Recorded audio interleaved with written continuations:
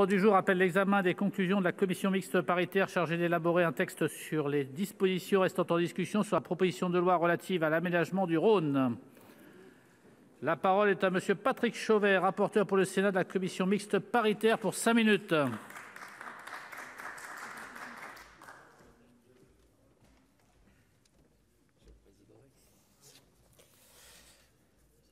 Monsieur le Président, Madame la Ministre, mes chers collègues, la commission mixte paritaire sur la proposition de loi relative à l'aménagement du Rhône est parvenue à un accord. Je me félicite que le Sénat et l'Assemblée nationale soient convenus d'un compromis sur un texte important pour prolonger, mais aussi pour sécuriser, la concession du Rhône attribuée à la Compagnie nationale du Rhône, dite CNR. Preuve de cette importance, ce texte a été adopté à l'unanimité par le Sénat. C'est un signal très positif en direction de la CNR, acteur incontournable de la transition énergétique nationale et de l'aménagement du territoire rhodanien. Pour autant, il y a beaucoup à dire sur la méthode retenue par le gouvernement sur ce dossier. Il aurait pu et dû prolonger par décret la concession de la CNR sitôt les concertations préalables achevées. Par ailleurs, si cette proposition de loi est salutaire pour la CNR, étant donné le contentieux européen entourant les concessions hydroélectriques, elle ne résout pas les difficultés rencontrées par les autres concessions échues qui, faute d'être renouvelées, ont été placées sous le régime des délais glissants. 39 concessions sur un total de 400, soit 10%, relèvent de ce régime. Le gouvernement doit enfin proposer une solution globale, concrète et négociée, afin de sortir par le haut de cette situation d'insécurité juridique, sans rien sacrifier de notre souveraineté économique ni de notre transition énergétique. Mais revenons-en à la proposition de loi. Lors de son examen au Sénat, nous avons veillé à inscrire la CNR sur la voie de la neutralité carbone, en valorisant ses activités liées à l'hydrogène vert et au photovoltaïque innovant. Nous avons aussi voulu promouvoir le dialogue territorial en prévoyant la consultation des collectivités territoriales sur les projets de la concession, dont un en suspens de 180 millions d'euros à Saint-Romain-de-Jalionnas, et en garantissant leur éligibilité aux aides fournies par les CNR. Nous avons aussi souhaité favoriser le développement agricole en prévoyant l'association du ministre de l'Agriculture et en encourageant les emplois liés. Il s'est agi en somme de fiabiliser, de consolider le texte, non d'en modifier l'équilibre général.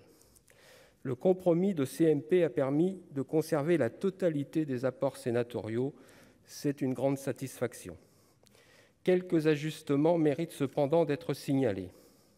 Tout d'abord, l'articulation entre le programme de travaux et le schéma directeur de la concession a été affinée. De plus, l'autorité organisatrice de la consultation sur les modalités de réaffectation financière prévues en l'absence de réalisation du projet en suspens a été précisée. Il s'agit de la CNR pour projets proposés et l'État pour les sommes réaffectées. Sur un autre point, la mission de soutien à l'emploi de la CNR a été étendue des emplois agricoles à ceux locaux. Enfin, la modification du cahier des charges et du schéma directeur a été autorisée par décret simple. Au total, l'examen du texte aura démontré tout l'intérêt du bicamérisme, sa rapidité pour prolonger la concession dans les meilleurs délais, son utilité pour garantir la sécurité juridique de cette prolongation. Je crois donc que nous avons fait œuvre utile. C'est pourquoi je tiens à remercier chaleureusement la présidente Sophie Primas, le président Roland Lescure, le rapporteur Patrick Mignola, toutes celles et ceux qui ont contribué à ce résultat et du travail fructueux qui a permis son aboutissement. J'invite donc le Sénat à adopter le compromis de CMP. 100 ans après la loi de 1921 qui a fixé les missions historiques de la CNR, il permettra la poursuite de la concession pour 18 années de plus et inscrira de surcroît ces missions dans les enjeux énergétiques et climatiques actuels. Je vous remercie. Merci, monsieur le rapporteur. La parole est à madame Bérangère Abba, secrétaire d'État auprès de la ministre de la Transition écologique chargée de la biodiversité.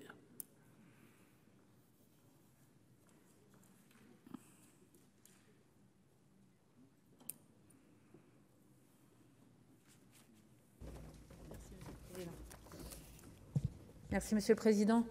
Mesdames, Messieurs les sénateurs, Madame la Présidente de la Commission des Affaires économiques, Monsieur le rapporteur, Monsieur le sénateur Chauvet, merci. Je suis à nouveau très honorée de partager ce moment avec vous, ce moment de cohésion, si j'ose dire, autour de ce projet exceptionnel, de cette structure, de cette CNR qui vraiment porte en elle, cette Compagnie nationale du Rhône, toute la promesse de ces enjeux que nous avons à réconcilier, enjeux économiques, enjeux environnementaux, enjeux sociaux, énergétiques. Nous trouvons autour de cette compagnie véritablement tous les leviers et tout ce que nous avons à construire de ces équilibres à l'échelle d'un territoire entre ces différents enjeux agricoles aussi, vous l'avez dit, monsieur le rapporteur, puisque nous avons de cette gestion de l'eau à ce déploiement des énergies renouvelables, à peu près tous les défis à l'œuvre dans nos territoires. Cette colonne vertébrale du Rhône, quatrième fleuve européen, le plus puissant de France, sa biodiversité exceptionnelle, ses 300 km de voies navigables, son potentiel énergétique, on l'a dit, mais aussi, on le voit en termes de mobilité durable et notamment de transport fluvial, font vraiment de ce projet et de cette CNR l'âme du bassin rhodanien, avec, nous l'avons vu, une équipe de près de 1400 salariés dont nous saluons aujourd'hui le travail et vraiment l'engagement au cœur de ce territoire, avec des énergies, une navigation, une irrigation qui se développe également dans les énergies renouvelables. Vous le savez, nous avons des enjeux extrêmement ambitieux dans notre mix énergétique de déploiement massif de ces énergies. Et au sein de la Compagnie nationale du Rhône, nous trouvons à la fois évidemment l'hydroélectricité au cœur de ce projet, mais également le photovoltaïque.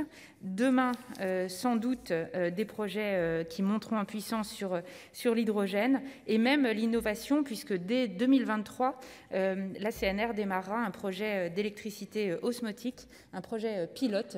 Nous sommes donc au cœur de ces expérimentations aussi et de cette recherche sur le déploiement des énergies renouvelables, avec donc cette vision holistique, si j'ose dire, à l'échelle du territoire et sur le temps long, puisque cette prolongation que ce texte propose nous amène vraiment à nous projeter. C'était également une nécessité pour cette compagnie, comme pour les élus et collectivités de ce territoire, que de pouvoir se projeter enfin et vraiment dessiner ces projets dans le temps long.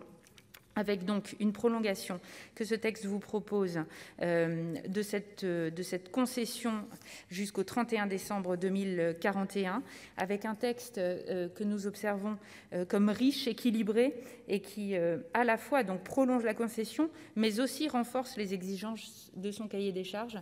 Et je crois que nous avons également trouvé une position de compromis et d'équilibre extrêmement appréciable en la matière. Un texte également qui associe vraiment les différents acteurs. Sur ces 27 hectares, sur ces 3 régions, ces 11 départements français, nous avons une centaine de collectivités actionnaires et une présence aujourd'hui de tous les niveaux de collectivités, tous les acteurs autour de ce projet qui seront associés vraiment aux réflexions avec les élus.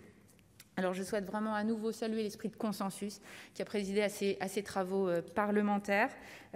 Vous remercier à nouveau, monsieur le rapporteur, madame la présidente, pour le travail récent jusqu'à cette commission mixte paritaire conclusive qui nous permet d'espérer aujourd'hui une belle unanimité qui a été trouvée en première lecture déjà dans les 2 chambres. Remercier bien évidemment Patrick Mignola, qui est l'auteur de cette proposition de loi et à qui nous souhaitons un prompt rétablissement. Et vous dire à quel point j'ai été honorée de participer à la prolongation de cette concession et d'observer cette mobilisation de la représentation nationale qui est vraiment une belle reconnaissance, je crois, pour tous les porteurs et ceux qui font vivre ce projet de la Compagnie nationale du Rhône, et aussi la preuve que les bons projets, les projets forts, les projets ambitieux et nécessaires savent trouver un beau consensus et s'affranchir des postures. Merci à tous. Évidemment, vous l'aurez compris, le gouvernement soutient pleinement l'adoption de cette proposition de loi et je vous en remercie.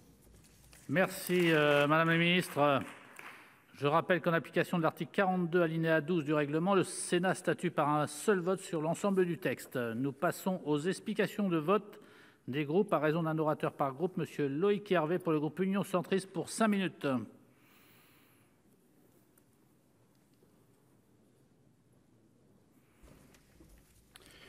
Monsieur le Président, Madame la Ministre, Madame la Présidente de la Commission des Affaires économiques, Monsieur le rapporteur, mes chers collègues, nous sommes réunis cet après-midi afin d'examiner les conclusions de la Commission mixte paritaire qui est parvenue à un accord, il y a tout juste une semaine, sur la proposition de loi relative à l'aménagement du Rhône.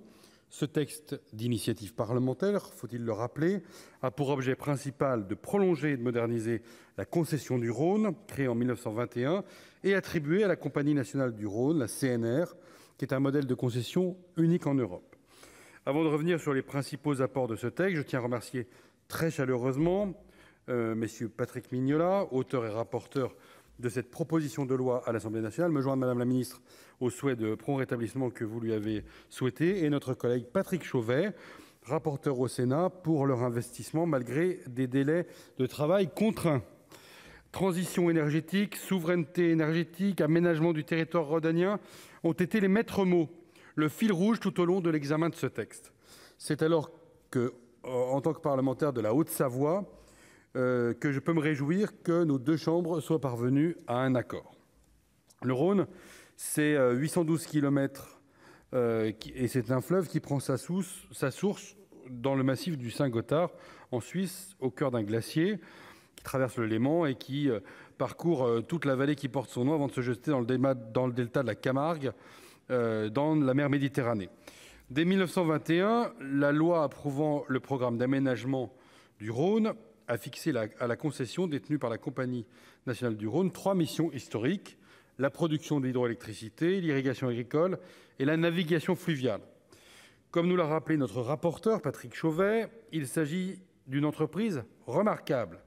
En effet, ses missions historiques, sa gouvernance mixte et son engagement sans faille en faveur de la transition énergétique font de la Compagnie nationale du Rhône une entreprise à nulle pareille. Et j'étais à Seyssel, dans mon département, encore dimanche dernier, et on voit les installations de cette compagnie sur le fleuve. Les enjeux sont donc nombreux. La concession attribuée à la CNR arrive à échéance en 2023. Il était donc nécessaire que le législateur intervienne, à défaut du gouvernement, sinon cette concession aurait été placée sous le régime transitoire, dit des délais glissants, qui touche déjà 39 concessions hydroélectriques sur 400, soit à peu près 10%. Mais aujourd'hui, par ce texte que nous allons être amenés à voter dans quelques instants, il sera désormais inscrit dans le marbre de la loi que la prolongation de sa date d'échéance, ainsi que son cahier des charges général, s'étendront jusqu'en 2041. Autrement dit, la CNR reste à l'abri du contentieux européen, au moins pour quelques années encore. Lors de la CMP, les apports du Sénat et les 4 axes qui avaient été définis ont été sauvegardés. Pour rappel, il s'agit du développement des énergies renouvelables, d'une meilleure intégration des collectivités territoriales quant aux prises de décision du comité de suivi de l'exécution de la concession. Un seul chiffre, ce ne sont pas moins de 183 collectivités qui sont adhérentes à la concession. Du soutien aux professionnels agricoles et enfin du renforcement de la sécurité juridique de la concession. La Commission a procédé simplement à quelques ajustements rédactionnels et de bon sens. Ainsi, l'articulation entre le programme de travaux et le schéma directeur a été précisée. S'agissant des modalités de réaffectation financière prévues en l'absence de réalisation d'un projet hydroélectrique en suspens, l'autorité, que ce soit la CNR ou l'État, procédant à cette consultation a été ajustée, ou encore, dans les missions de la CNR ont été promus les emplois locaux aux côtés des emplois agricoles. Des apports substantiels donc qui renforcent juridiquement le texte. Mes chers collègues, vous l'aurez donc compris, il était impératif que le législateur s'empare de cette problématique du prolongement de la CNR afin qu'elle ne passe pas sous le régime de la mise en concurrence, donnant lieu à un contentieux avec la Commission européenne. Aussi, ce texte était très attendu par les élus locaux afin d'appréhender au mieux les différents travaux à venir sur leur territoire, projets de barrages, d'écluses, etc. C'est pourquoi les sénatrices et sénateurs du groupe de l'Union centriste soutiendront et voteront en faveur de la rédaction établie par la commission mixte paritaire sur cette proposition de loi. Merci. Merci, chers collègues. Dans la suite de la discussion, la parole est à monsieur Bernard Fialaire pour le groupe RDSE pour 5 minutes. Bonjour. Merci. Monsieur le Président, Madame la Ministre, Monsieur le rapporteur, mes chers collègues, la présente proposition de loi nous offre l'occasion rare de nous prolonger sur le prolongement d'une concession hydroélectrique sans mise en concurrence, la concession d'aménagement du Rhône octroyée au concessionnaire actuel depuis 1934, qui fournit tout de même un quart de la production hydraulique de notre pays.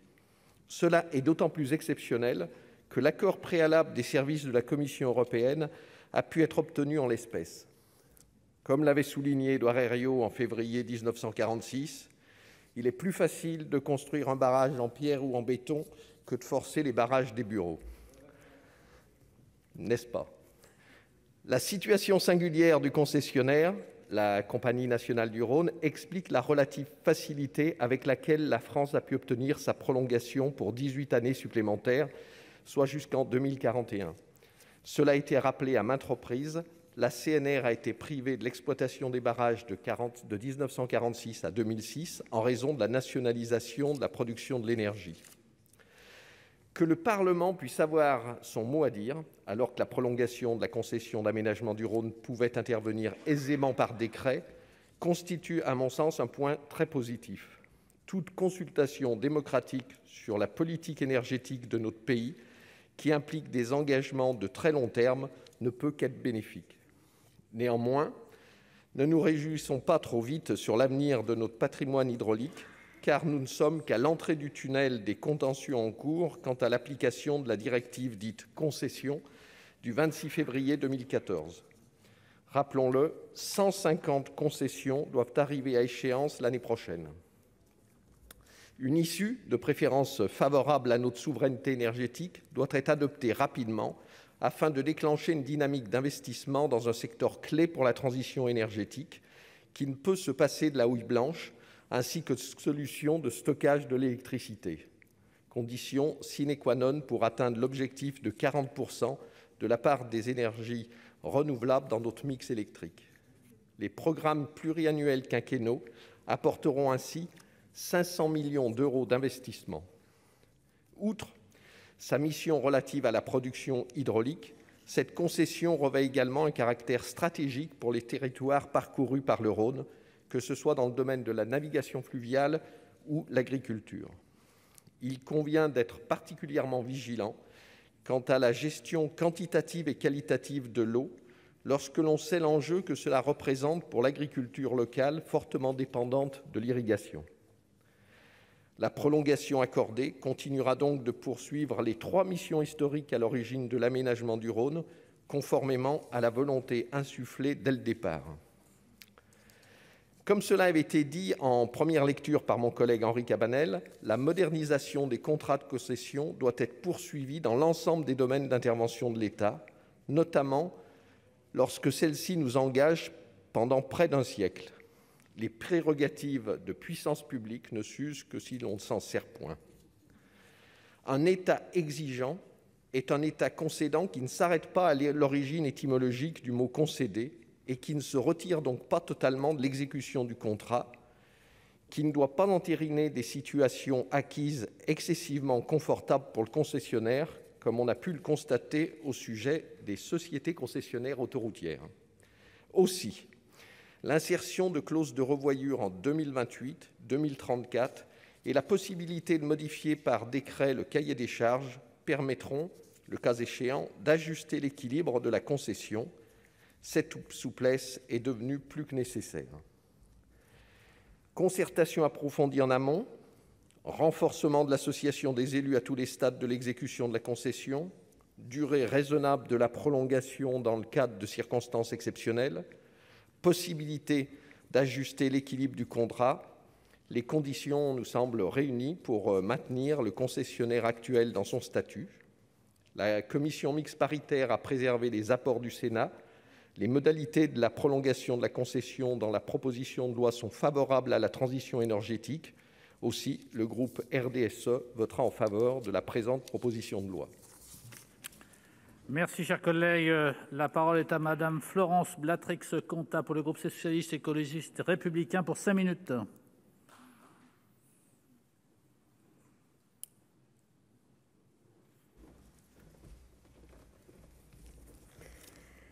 Monsieur le président, madame la ministre, mes chers collègues, la commission mixte paritaire qui s'est réunie il y a quelques jours sur la proposition de loi relative à l'aménagement du Rhône est parvenue à un accord.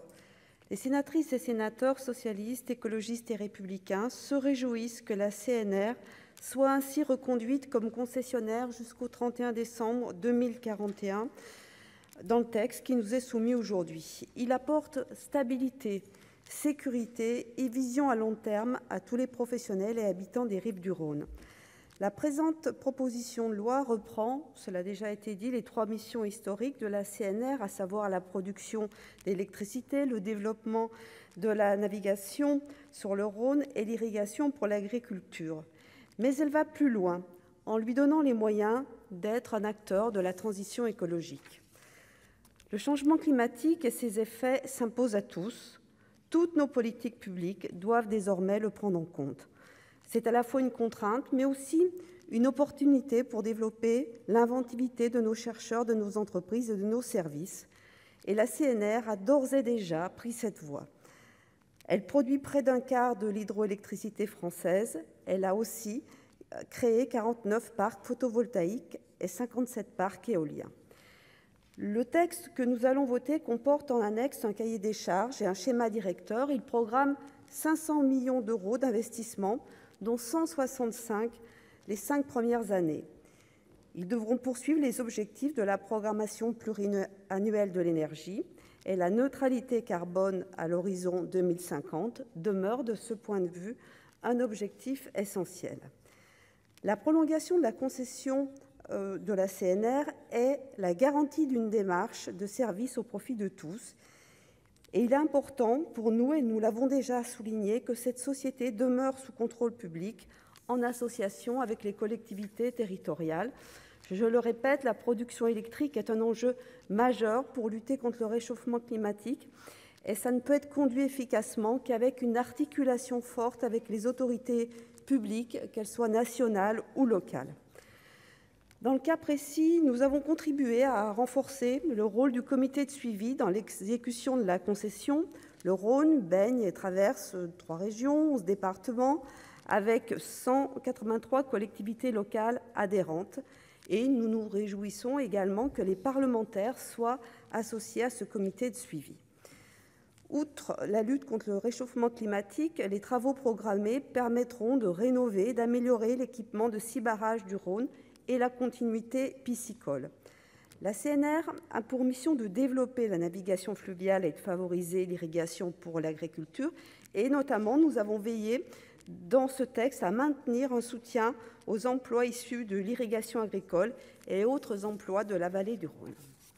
Élue du département de l'Ain, je serai évidemment très attentive à la consultation des différentes parties pour le projet en amont du confluent de l'Ain à Saint-Romain-de-Jalionnas et si ce projet ne pouvait aboutir à la réaffectation, bien entendu, des fonds. Au-delà de ce texte, je le souligne, c'est l'ensemble, et ça a déjà été dit par mes collègues, c'est l'ensemble du secteur hydroélectrique en France qu'il nous faut stabiliser pour l'avenir. Je dois dire que pour l'heure, rien n'est fait.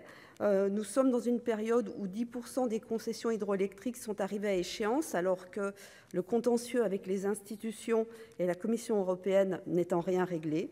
Nous sommes donc dans la phase des délais glissants, dangereux pour ces concessions, et je regrette et je souhaiterais que l'exécutif soit plus actif sur ce domaine pour traiter au fond le contentieux européen et pour sécuriser les autres concessions et installations hydroélectriques. Donc avec les sénatrices et sénateurs socialistes, écologistes et républicains, nous sommes très favorables, bien entendu, à l'adoption de cette loi. Elle consolide un pan important de la production électrique en France.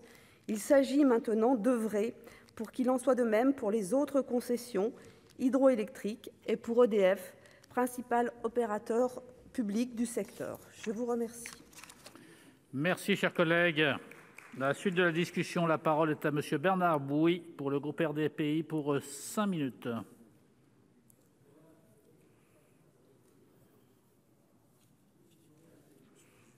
Bonjour. Monsieur le Président, Madame la Ministre, Madame la Présidente de la Commission des Affaires économiques, Monsieur le rapporteur, mes chers collègues. La cohabitation de l'homme de Néandertal avec l'Homo sapiens a été confirmée par des chercheurs. Cela a été attesté par la présence de fossiles très parlants dans la grotte de Mandrin, sur la commune de Malataverne, dans la Drôme, à quelques kilomètres du Rhône, jeudi dernier. Une telle découverte place ce fleuve comme un grand couloir de migration permettant à Homo sapiens de rejoindre l'espace méditerranéen et l'espace continental européen. Cette position stratégique peut s'expliquer par les brusques variations climatiques en Europe et en Asie qui ont fait de notre fleuve Rhône un refuge climatique. Vous me direz quel est le lien entre les conclusions de notre CMP conclusive et ce qui nous réunit ce matin. Elle nous indique simplement que bien avant la Compagnie nationale du Rhône, l'espèce humaine a su tirer parti des ressources stratégiques de ce fleuve. Ces ressources, aujourd'hui économiques et écologiques, sont judicieusement exploitées depuis un siècle par la CNR. Cette dernière doit pouvoir continuer à les exploiter jusqu'en 2041. Ce fut l'objet de notre courte commission mixte paritaire de jeudi dernier. De ces faits, nous rappellerons qu'il s'agit depuis hier soir de la 11e CMP conclusive sur les 12 de nos deux commissions, soit un taux de réussite de 92%, ce qui démontre que l'apport législatif du Sénat est bien pris en compte. Je m'en réjouis, tout comme je me réjouis de la bonne entente de nos deux présidents de commission, Roland Lescure et Sophie Primas. Il faut dire que la Compagnie nationale du Rhône fait du bon travail et que la moindre des choses était de l'accompagner et donc de s'accorder sur cette prolongation. Je tiens à saluer ses représentants en tribune qui travaillent particulièrement sur ce renouvellement de concession depuis 8 ans. Peu ou pas d'objections entre nos deux rapporteurs sont à relever, bien au contraire. Les modifications rédactionnelles de notre rapporteur, Patrick Chauvet, que je remercie de son engagement, ont bien été prises en compte par l'Assemblée nationale. Ces précisions permettent de solidifier juridiquement le texte. D'autres sont plus substantielles et permettent notamment aux territoires concernés d'être encore plus impliqués dans le processus de décision. Je me félicite ainsi que le rapport annexé soit amendé pour que le comité de suivi émette un avis sur les résultats des études relatives à l'éventuelle réalisation d'un nouvel équipement hydroélectrique à Saint-Romain de Jalionas en Isère. Ce projet suscite un certain nombre d'interrogations qu'il faut entendre. Il conviendra d'être vigilant et constructif. Notre rapporteur a également veillé à inscrire la CNR sur la voie de la neutralité carbone, en valorisant ses activités liées à l'hydrogène vert et au photovoltaïque innovant. Des ajouts salutaires qui s'inscrivent dans les engagements de la compagnie. Très innovante dans la recherche de nouvelles opportunités pour favoriser la transition énergétique, la CNR a présenté en 2020 un parc photovoltaïque flottant au lac de la Madone, à quelques kilomètres de l'agglomération lyonnaise. Il s'agit de la première et unique plateforme en France à être transversale. Elle combine habilement irrigation, énergie et biodiversité par l'installation de nurseries à poissons sous la plateforme et permet ainsi de concilier enjeux énergétiques et environnementaux. Par cet exemple, on comprend bien que la CNR est beaucoup plus qu'un simple concessionnaire pour la production d'électricité française. Elle nous démontre qu'il est tout à fait possible de bâtir un modèle économique qui produise des richesses, donc de l'emploi, sans gaspiller, sans salir, sans détruire, mais au contraire par l'essor des énergies renouvelables, et faire en sorte de notre territoire un laboratoire pour l'invention de nouvelles ressources énergétiques. À présent, considérant que la CNR va pouvoir travailler sereinement, à elle de nous démontrer que dans les faits, cet acteur clé de la transition énergétique pourra suivre les projets en faveur du développement et de l'équilibre des territoires. Au regard de ses actions et de la philosophie qui l'anime, elle conserve toute notre confiance et nous voterons bien sûr ce texte en adressant tous nos vœux de prompt rétablissement à Patrick Mignola, l'auteur de cette proposition de loi. Je vous remercie. Merci, chers collègues. Dans la suite de la discussion, la parole est au président Claude Malhuret pour les Indépendants pour 5 minutes.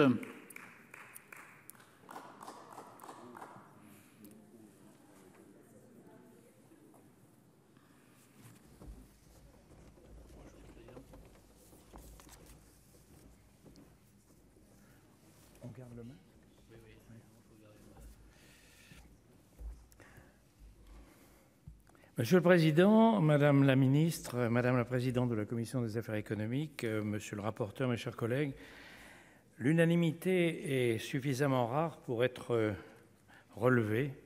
Cette proposition de loi l'a recueillie au sein des deux chambres du Parlement. C'est dû à la fois au travail de compromis qui a été réalisé, mais aussi aux sujets dont l'importance n'est plus à démontrer.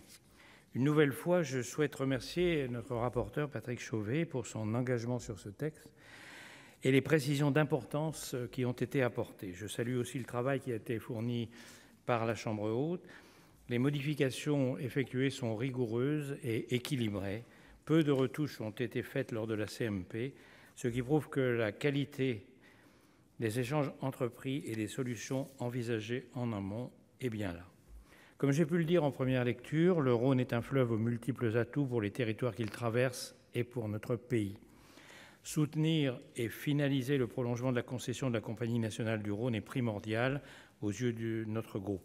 Ainsi, nous nous félicitons qu'un accord rapide ait pu voir le jour. Le Rhône et plus largement les fleuves de notre pays constituent des opportunités en matière économique, industrielle et écologique. La question des emplois en lien avec le fleuve et sur les territoires des départements par lesquels il s'écoule en est le meilleur exemple. Le Rhône est vecteur de progrès. La France fait face à de nombreux enjeux, notamment celui de la lutte contre le dérèglement climatique. À ce titre, comme en première lecture, je me réjouis que le Sénat ait inscrit dans la proposition de loi l'aménagement du Rhône dans l'objectif de neutralité carbone à l'horizon 2050. Cet aménagement est précieux pour les collectivités territoriales et les élus locaux, protagonistes privilégiés et efficaces des évolutions territoriales. Il faut souligner le travail de coordination et les relations construites entre ces derniers et la Compagnie nationale du Rhône. Le dialogue avec tous les acteurs en présence est synonyme de réussite pour les territoires et pour les Français. Il doit se poursuivre et s'accentuer pour répondre au mieux aux enjeux actuels. C'est un exemple transposable pour d'autres territoires. L'aménagement du Rhône est aussi un formidable moyen pour répondre à l'objectif du développement du transport fluvial. Et la France se veut ambitieuse en ce domaine. Cela participe à la décarbonation des transports, secteur très émetteur, où les solutions restent à financer et à inventer. La biodiversité est fortement impactée par la gestion des cours d'eau. Le Rhône abrite une faune et une flore exceptionnelles. La qualité de l'eau et l'aménagement sont deux facteurs essentiels pour ces espèces. Elles participent également à l'équilibre du fleuve. La qualité de l'eau et sa quantité suffisante sont un avantage indéniable pour les cultures qui bordent le Rhône.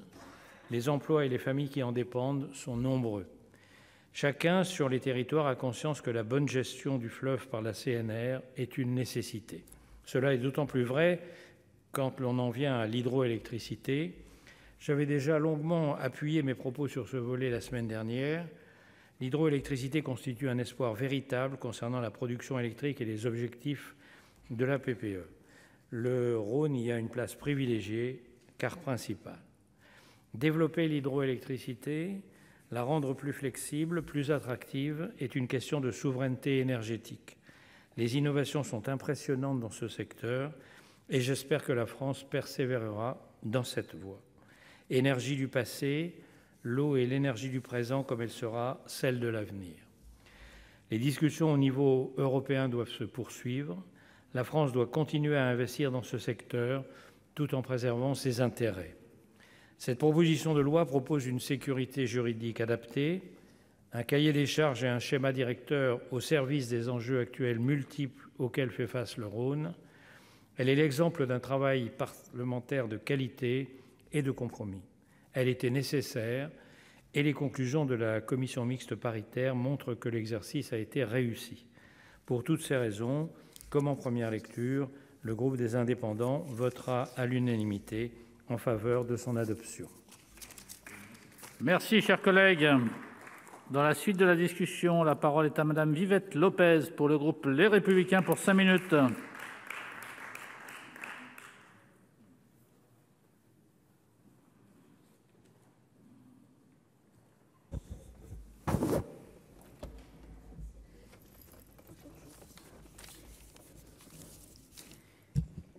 Monsieur le Président, Madame la Ministre, mes chers collègues, je me réjouis que la commission mixte paritaire soit parvenue à un accord sur ce texte qui vise à prolonger et à moderniser la concession du fleuve du Rhône détenue par la Compagnie nationale du Rhône.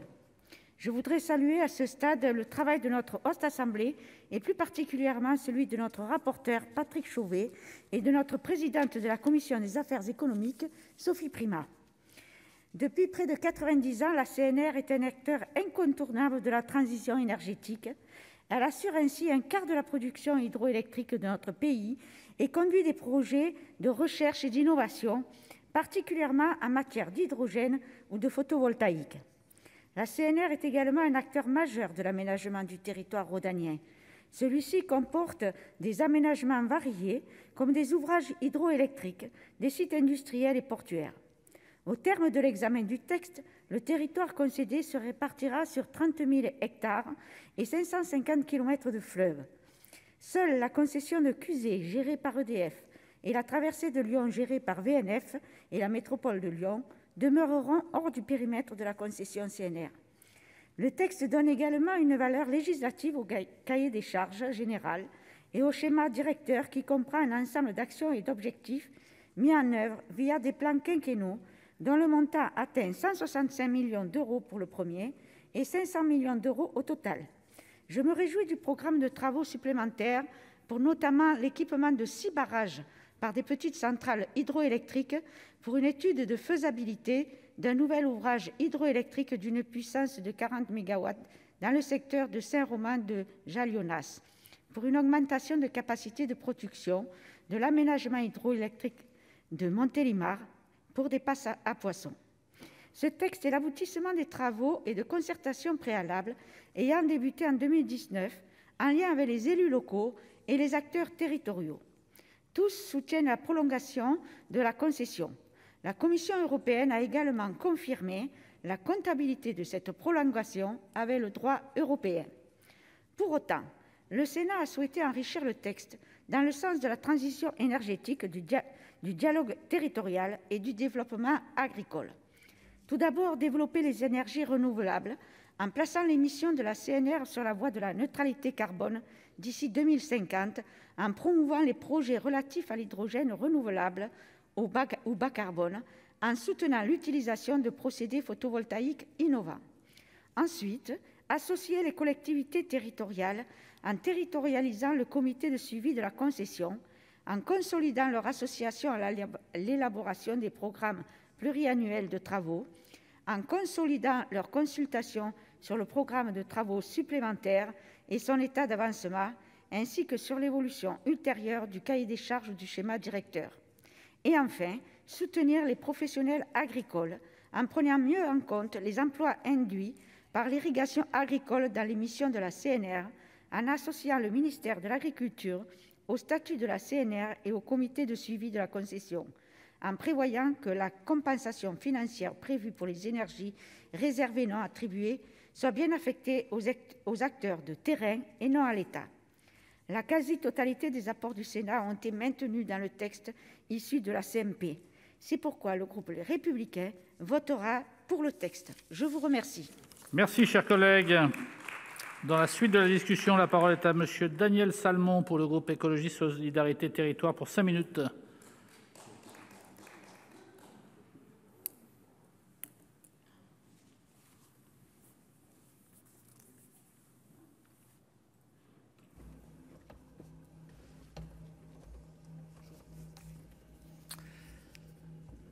Monsieur le Président, Madame la Ministre, Monsieur le rapporteur, mes chers collègues, le groupe Écologie Solidarité et Territoires soutient cette proposition de loi qui permet de reporter à 2041 la question de la mise en concurrence de la concession du Rhône, qui arrive à son terme en 2023.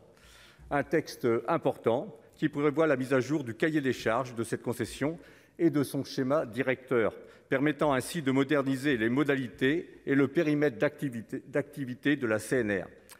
Cette actualisation prévoit, nous l'avons vu, 500 millions d'euros d'investissement sur le Rhône consacrés à la production d'énergie hydraulique, le transport fluvial, l'irrigation, ainsi qu'à des travaux environnementaux, dont 165 millions d'euros pour les 5 premières années, avec un volet spécifique de 30 millions d'euros dédié aux projets des collectivités locales, des mesures que nous saluons. Nous avons également soutenu en commission des affaires économiques les apports du rapporteur, notamment la réaffirmation du cadre de transition énergétique appelant à la neutralité carbone et le renforcement du dialogue territorial. Nous aurions toutefois souhaité intégrer à ce cadre la question de la préservation de la biodiversité, qu'il est toujours utile de savoir rappeler et qui doit se concilier au déploiement de l'hydroélectricité.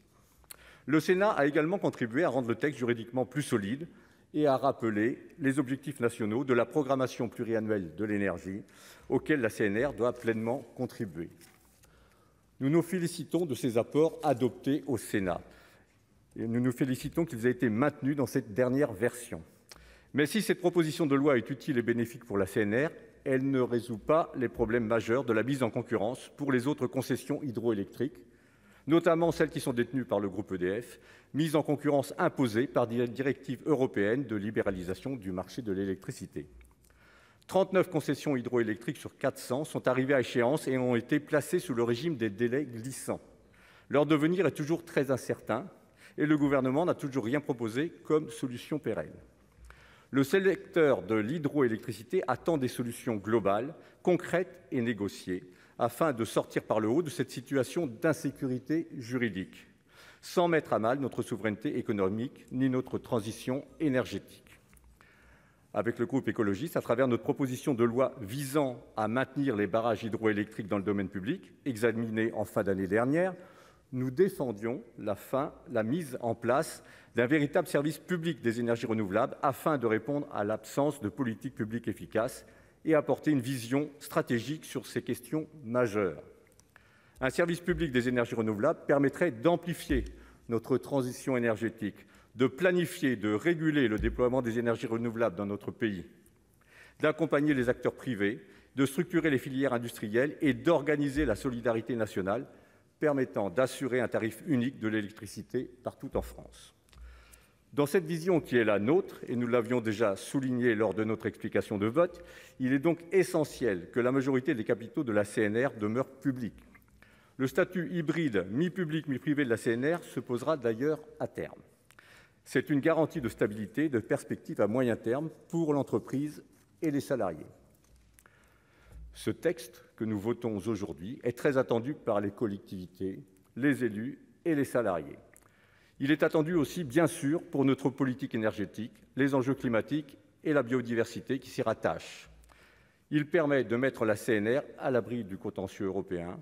C'est pourquoi nous voterons pour cette loi et resterons mobilisés sur ces enjeux majeurs de souveraineté et de transition énergétique. Je vous remercie. Merci, chers collègues. La parole est à monsieur Fabien Gay pour le groupe CRCE pour 5 minutes.